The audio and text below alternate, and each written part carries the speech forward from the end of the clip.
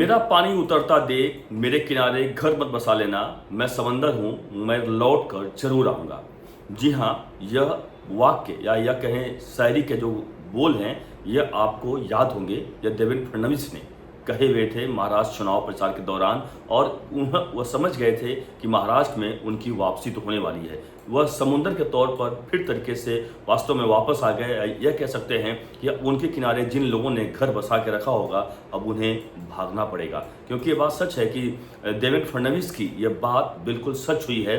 जो लग रहा था कि देवेंद्र फडणवीस महाराष्ट्र की राजनीति से शायद विदाई ले लेंगे, उन्हें केंद्र में भेज दिया जाएगा, लेकिन ऐसा नहीं हुआ। फिर से 3.0 देवेंद्र फडणवीस का शुरू हो चुका है और देवेंद्र पर्व या यूं कहें देवा भाव की सरकार महाराष्ट्र में आ चुकी है। और जिस तरीके से इस पूरे महाराष्ट्र के चुनाव प्रचार 2024 में लगातार एक चुनाव प्रचार एक अलग तरीके का देखा गया। और यह लग रहा था, आपने देखा होगा कि उद्धव ठाकरे की तरफ से साफ साफ कई बार कहा गया था कि या तो देवेंद्र फडणवीस रहेंगे या तो मैं रहूंगा। लेकिन आखिरकार देवेंद्र फडणवीस तो आ गए भारी भरकम सीटों के साथ, लेकिन नुकसान हुआ तो महाविकास आघाड़ी का या यूं कहें उद्धव ठाकरे का। उद्धव ठाकरे को सिर्फ 20 से 21 सीटों पर ही संतोष करना पड़ा है। तो यह बहुत बड़ा क्षति कह सकते हैं पार्टी के हिसाब से उद्धव ठाकरे को पहुंचा है। लेकिन वही सबसे बड़ा फायदा अगर किसी का हुआ है तो वह देवेंद्र फडणवीस का हुआ है कि जिन्होंने पिछले 5 सालों से त्याग किया था, उस त्याग का फल उन्हें बहुत अच्छा मिला है। और यही वजह है कि जो देवेंद्र फडणवीस है वह कहते हैं श्रद्धा और सबरी। वह साईं बाबा को याद करते हुए कई बार कहते हैं श्रद्धा और सबरी, जो उनकी एक उनके जो लाइन है उस पर मैं काम करता हूँ, मैं श्रद्धा और सबरी से करता हूँ। मैं किसी से बदला लेता नहीं हूँ, बल्कि वह हो जाता है। लेकिन सच्चाई राजनीति में आप जानते हैं किस तरीके से बदले की राजनीति की जाती है, किस तरीके से होता है। कई बार नेता कुछ नहीं बोलते हैं लेकिन फिर भी वो कर डालते हैं। और देवेंद्र फडणवीस उसमें से एक वास्तव में मजे हुए नेता महाराष्ट्र के निकले कि तमाम जो महाराष्ट्र के राजनीति के बड़े चाणक्य कहे जाते रहे अब तक, जिनका नाम है शरद पवार, उस चाणक्य को भी उन्होंने मात दे दिया। और अब एक सबसे बड़े चाणक्य के रूप में देवेंद्र फडणवीस महाराष्ट्र की सत्ता पर आ चुके हैं और महाराष्ट्र के जो सीएम की गद्दी है उस पर अब आ चुके हैं। और अब बड़े पैमाने पर राज करेंगे और कहीं न कहीं वह तमाम ऐसे फैसले लेंगे जिसका महाराष्ट्र की जनता के लिए कम से कम जरूरत है।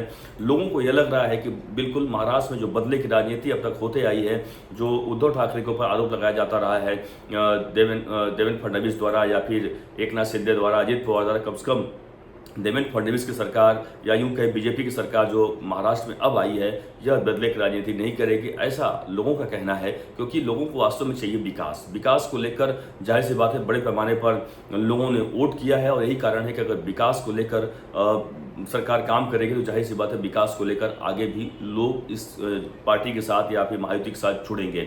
देखिए, चूंकि हम बात कर रहे हैं देवेंद्र पर भी या बात कर रहे हैं देवेंद्र 3.0 की, तो यह शुरू हो चुका है। आपको याद होगा 2014-2019 तक 5 साल तक सीएम देवेंद्र फडणवीस रहे, काफ़ी अच्छा कार्यकाल उनका रहा।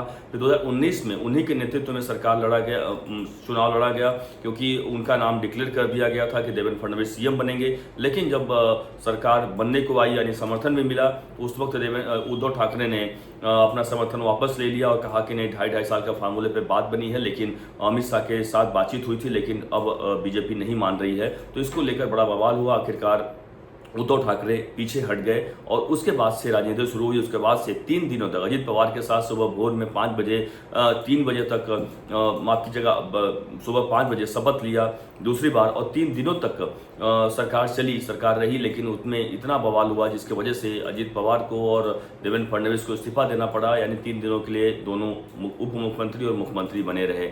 और अब बात आई 2024 की, तो 2024 में इतना प्रचंड बहुमत मिला जिसकी वजह से सरकार बनाने में 12 दिनों का वक्त तो लगा। लेकिन अब कहते हैं ना, देर आए दुरुस्त आए। यानी तमाम जो समस्याएं थी, जो आपस में मतभेद थे या तमाम ऐसे इशूज थे, उसको सॉल्व करते हुए, उसको समस्याओं का निराकरण करते हुए सरकार बनाई गई है। और सरकार जो बनाई गई है बड़े पैमाने पर एक भव्य, आपको पता है मुंबई में एक बड़ा प्रोग्राम किया गया जिसकी वजह से शपथ समारोह होगा। यह दिखाने का प्रयास किया न भूतो न भविष्यति, यह एक बड़े पैमाने पर ओथ सेरेमनी किया गया। लेकिन अब चूंकि सरकार बन चुकी है, अब बारी है फैसले की। अब लोग इंतजार कर रहे हैं कि महाराष्ट्र के लिए क्या बड़े फैसले होंगे। आपको पता है कि जिस तरीके से महायुति की तरफ से बड़े बड़े वायदे किए गए हैं, उसमें आपको सबसे बड़ा वादा है कि महिलाओं को जो लाडली बहन योजना है उनके लिए 1500 से 2100 रुपये किया जाएगा।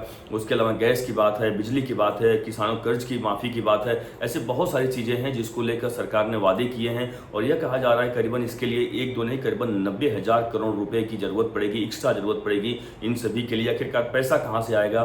देवेंद्र फडणवीस के लिए बहुत बड़ी चुनौती है। लेकिन इस बीच बता दूं आपको, देवेंद्र फडणवीस की जवानी एक और बड़ी जानकारी सामने आई कि महिलाओं को लेकर, यानी जो लाडली बहनों को, जो 2.5 करोड़ लाडली बहनों को 1500 रुपया दिया गया, उसमें कई सारी धांधली की बातें भी सामने आई है कि कई सारे पुरुष हैं वह बहन बनकर यानी महिला बनकर उन्होंने पैसा अपने अकाउंट में मंगाया है। इतना ही नहीं, कई लोगों ने फर्जी पेपर डालकर पैसा लिया है। लेकिन सच्चाई ये है कि अब उसकी जाँच की जाएगी, उसमें से कुछ लोगों की जाँच की जाएगी जिस हिसाब से जो फार्मूला तय किया गया है करीबन 1% के आसपास, यानी 2.5 करोड़ में से 1% अगर 2.5 लाख हम कह सकते हैं, 2.5 लाख लोगों का एक सैंपल चेक किया जाएगा, जिसमें से यह तय किया जाएगा आखिरकार क्या उन लोगों के पेपर जो हैं वह सही हैं या नहीं है। अगर आगे लगता है तो मान के चलिए कि तमाम लोगों के पेपर चेक होंगे। अब सवाल यह खड़ा होता है कि जो पहले लोगों को जो दिया गया था, जो पैसा दिया गया था, क्या उस सरकार की तरफ से चेक नहीं किया गया था क्या? यानी जो अधिकारियों ने दिया था चेक नहीं किया गया था, वह फैसला गलत था या अब का फैसला गलत है क्या?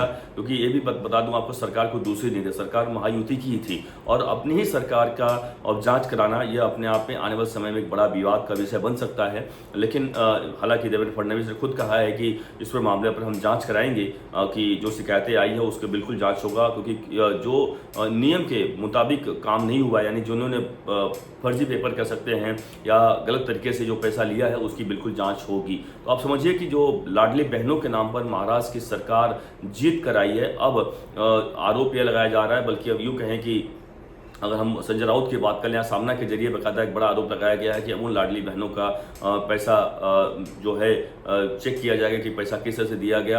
यानी अब कहीं न कहीं उन्हें पैसा नहीं मिल सकता है जिस हिसाब से उन्होंने लगा कि वोट दिया था कि हर महीने पैसा मिलेगा। हो सकता है कि शायद उस पर कटौती हो, लेकिन अभी बता दूं आपको कि देखिए सरकार की मंशा यह नहीं है कि वो सभी को पैसा रोक देगी, लेकिन मंशा ऐसे भी इतनी बात की है किसी को जिसको पैसा जाए वह सही लोगों को पैसा जाए, गलत लोगों को पैसा ना जाए। होना भी बात सही, बिल्कुल सही बात होना भी चाहिए।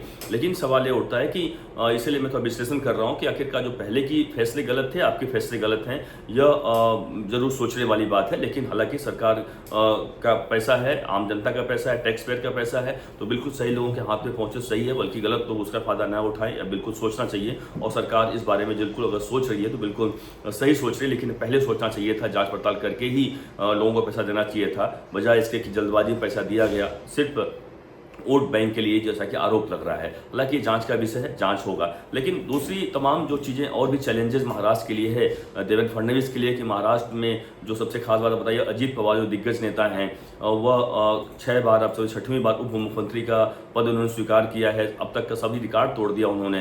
तो यह समझिए कि वह एक दिग्गज नेता, वहीं एकनाथ शिंदे मराठा नेता हैं, अजीत पवार भी मराठा नेता हैं। कैसे दोनों के बीच संतुलन बना कर रखना, यह देवेंद्र फडणवीस के लिए एक चुनौती जरूर होगी। हालांकि चूंकि उनके साथ काम कर चुके हैं और देवेंद्र फडणवीस के कारण ही एकनाथ शिंदे और अजीत पवार दोनों साथ में आए हैं, तो ये बात साफ है कि दोनों के बीच में जरूर एक संतुलन बना रहेगा, या माना जा रहा है। हालांकि कुछ विभागों को लेकर, जो मंत्रालय की बात कर रहा हूं मैं भी, मंत्रालय के विभागों का, उसको लेकर लगातार अभी भी लगातार आपस में मीटिंग चल रहा है। गृह मंत्रालय, एकनाथ शिंदे लगातार मांग रहे गृह मंत्रालय उन्हें मिले, लेकिन गृह मंत्रालय किसी तरह बीजेपी देने के मूड में नहीं है।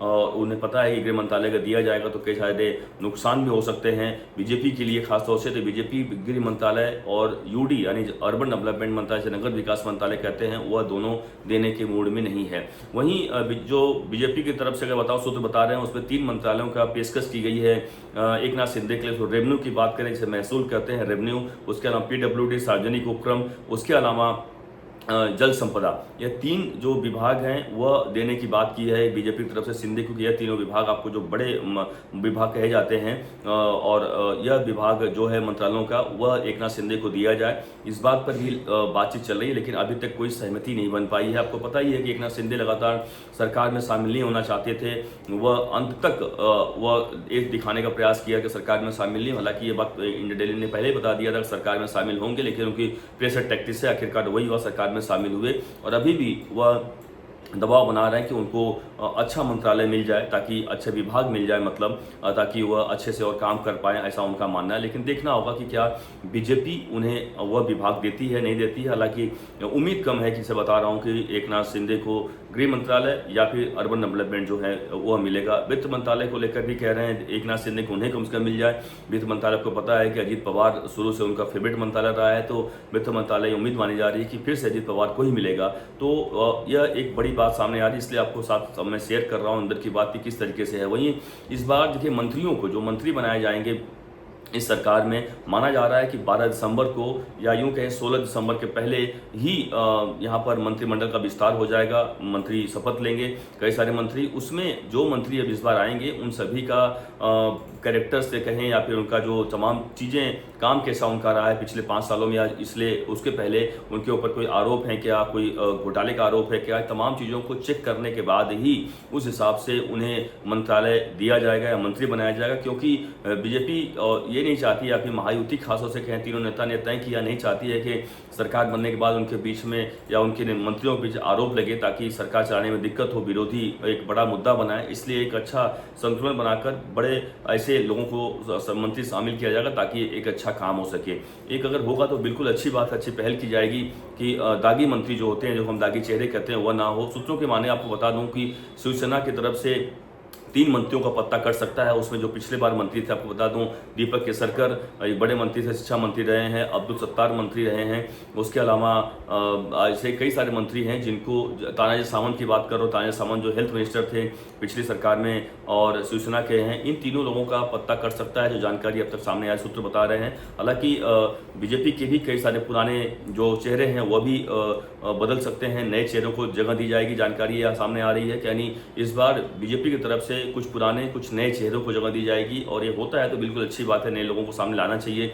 वहीं अजीत पवार की तरफ से भी कुछ नए और कुछ पुराने चेहरों को लाया जाएगा। पुराने चेहरे जो कुछ लोग उसमें दागी हैं उनको हटाने का बात चल रहा है। तो यह है कि सभी के बीच में अच्छा संतुलन बना रहे और अच्छी सरकार चले, यह प्रयास है। और यह अगर रहा तो जाहिर सी बात है कि महाराष्ट्र में अगले 5 साल में, जैसा कि देवेंद्र फडणवीस ने कहा है कि विकास की धारा बहेगी और विकास होगा, तो यह जाहिर सी बात है, अगर ऐसा रहा तो वास्तव में विकास हो तो लोगों के लिए काफ़ी अच्छी बात है। और इस हिसाब से आगे जो भी इसमें अपडेट होगा आपको हम लगातार बताते रहेंगे। आप लगातार देखते रहिए इंडिया डेली का डिजिटल प्लेटफॉर्म।